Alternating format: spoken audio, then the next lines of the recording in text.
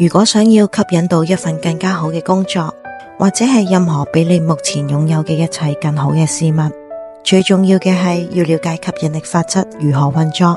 你知道要帶來更好嘅事物，你一定要喺腦海入面想象呢個更好事物嘅畫面，然後活喺呢個畫面當中，仿佛當刻已經成功。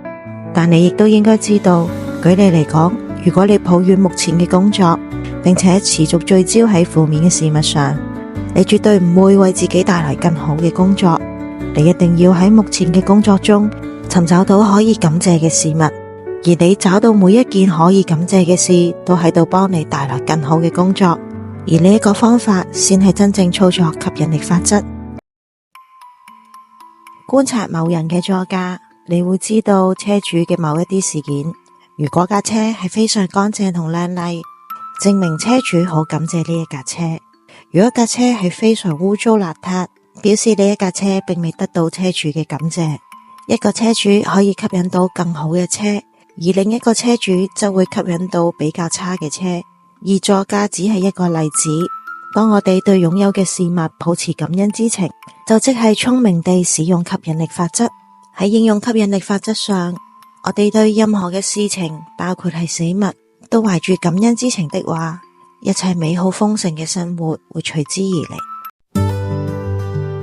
喺你的力量以及如何運作呢一本著作入面提到，在逆境中最黑暗的夜晚，要如同在成功時期最晴朗的白天一樣，決心保持堅強、堅決同充滿熱忱。當事情看似令人失望時，不要覺得失望，不管境遇、條件或事情為何，定眼在同一個光明的未來上。當事情出錯時，不要灰心喪氣，讓你原來的決心持續不受干擾，好讓所有的事情可以順利。不如意時，絕不軟弱的人會變得越來越強，直到所有的事都為他歡欣喜悅。最後，他將擁有自己渴望或需要的所有力量，一直保持堅強，而你永遠會變得更堅強。吸引力法則係一部巨大嘅影印機，佢複印我哋心入面所想嘅事物，然後透過我哋人生嘅境遇同事件回傳俾我哋。對於我哋嚟講係非常好，因為關於我哋嘅人生過得如何，我哋會得到非常清楚嘅回饋。舉例嚟講，如果你並冇看到足夠嘅錢，你知道你一定要喺心智入面創造出富足同想象物，咁樣吸引力法則就可以複印佢，並且回傳俾你。除咗金錢同物質之外，我哋嘅人際關係、健康，甚至乎係使命，都可以透過呢個巨大嘅影印機回饋到去我哋嘅生命當中。無論你所想嘅係真實或者不真實嘅事物，無論你所想係你而家嘅生活，定係你想要嘅人生，吸引力法則都會喺度回應你嘅想法。換句話嚟講，吸引力法則係唔知道你喺度諗嘅某件事件係真實亦或係想象。而家你了解想象力嘅力量嗎？我哋只需要透過我哋嘅想象力，將我哋夢想嘅生活帶到去我哋腦海入面，並且成為我哋思想嘅一部分。吸引力法則從來都不會考慮呢一個係咪我哋所想象出嚟，法則只會不停回饋俾我哋。如果你想透過吸引力法則嚟改善生活，不妨運用下你嘅想象力，將你嘅所想都一一顯化出嚟。想運用吸引力法則顯化金錢，呢度有4件基本要做嘅事。首先，一整日要諗住有更多富足嘅念頭，而唔係一啲缺錢嘅想法。第二，而家就要感到快樂，即使呢一刻財富未去到你所想象。第三，衷心感謝你而家所擁有嘅一切。第四，對其他人俾出最好嘅你。就係呢4個簡單嘅步驟。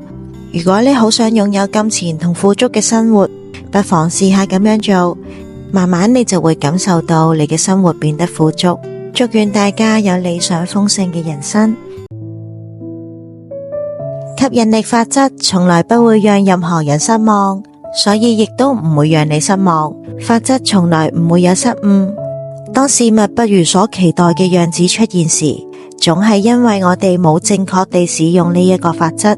吸引力法則係唔會出錯，所以當你同法則一齊完美和諧地運作時，你就會體驗到結果。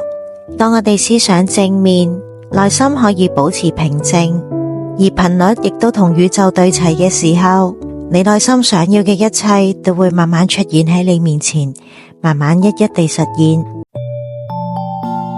有時候，當我哋冇勇氣去改變，但係周圍嘅一切都會改變，引導我哋走上一條新嘅道路。你冇辦法讓自己停止成長，因為進化就係需要成長。改變可能需要我哋跳出我哋嘅舒適圈，中間會有過渡期，需要我哋適應嘅時間。但請大家保持平靜，不帶任何嘅恐懼，慢慢走上我哋新嘅道路。就好似我哋細個讀書一樣，由小學畢業升到中學，小學嘅生活就係我哋嘅舒適圈，而升讀中學就係我哋冇辦法改變嘅周圍，而呢一個亦都係我哋新嘅道路，我哋必須要成長嘅階段。小時候嘅我哋都可以適應，更何況已經長大嘅我哋。我哋要努力成為第一個點頭，第一個微笑，第一個讚美，以及第一個寬恕。每當宇宙將機會出現喺我哋面前，我哋要第一個點頭，第一個 say yes， 然之後將呢個機會牢牢地捉緊喺你嘅手入面。當我哋遇見他人嘅時候，請第一個報以微笑，將呢個光同愛發送俾其他人，為他人帶來溫暖嘅感覺。當我哋遇到美好嘅事情，我哋需要給予讚美，讓更多更加美好嘅事情發生喺我哋身上。而遇上不幸嘅事情，就第一個去寬恕，讓自己遠離不幸嘅頻率。我哋需要好好練習，讓自己成為呢4項目標嘅第一。多謝大家嘅收聽，我哋聽日同樣時間再見，拜拜。